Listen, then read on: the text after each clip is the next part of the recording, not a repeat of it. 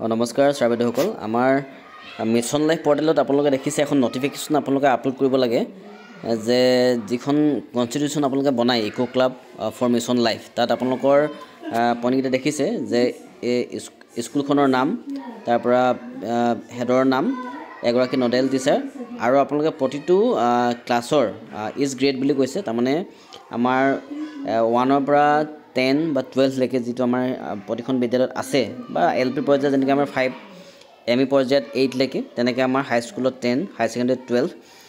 তেনে ধৰণে আছে আৰু প্ৰতিখন বিদ্যালয়ৰ যেটো ইকো ক্লাব এই ইকো ক্লাবৰ গোটেই যিখন কমিটি আছে কনষ্টিটিউশ্যন আছে সেইখন আপলোড কৰিব লাগে তো সেই কাৰণে আপোনালোকে প্ৰতিটো গ্ৰেডৰ পৰা আমাৰ কি কৰিব লাগিব এজন দুজনকৈ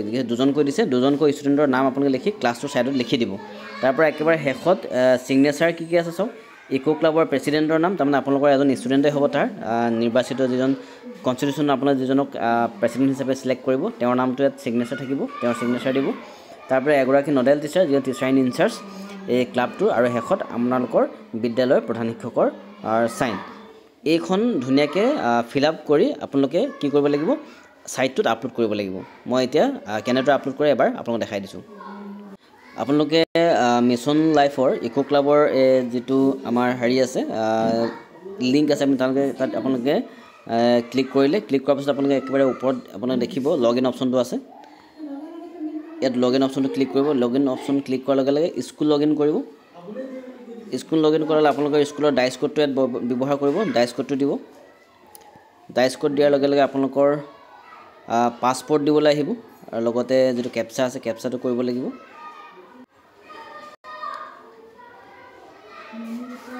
ডাটাটো সাবমিট কৰাৰ লগে লগে আপোনালোকৰ এই পেজটো খুল খাব চাওক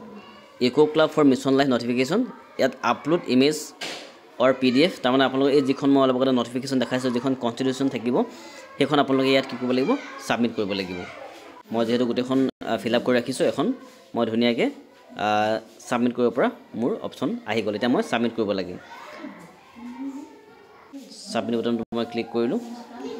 ক্লিক কৰাৰ লগে লগে আপোনালোকৰ ধুনীয়াকৈ সাবমিট হ'ল আৰু শেষত এই স্কুলখনৰ যেটো মই খাটাংপানী TLPSত মই সাবমিট কৰিছোঁ ইয়াত ধুনীয়াকৈ দেখিছোঁ ডাউনলোড চাৰ্টিফিকেট আপোনালোকে চাৰ্টিফিকেটখন ডাউনলোড কৰিব পাৰিব ওকে গতিকে আপোনালোকৰ বিদ্যালয়খনৰ যেতিয়া গোটেই ডাটাখিনি অল ক্লিয়াৰ থাকিব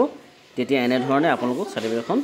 দিব যে আপোনালোকৰ বিদ্যালয়ত কিমান সেপলিং অৰ্থাৎ কিমান প্লান্টেড কৰা হ'ল সেই গোটেই ডিটেইলছখিনি ইয়াত ধুনীয়াকৈ ওলাব গতিকে এইটো প্ৰসেছটো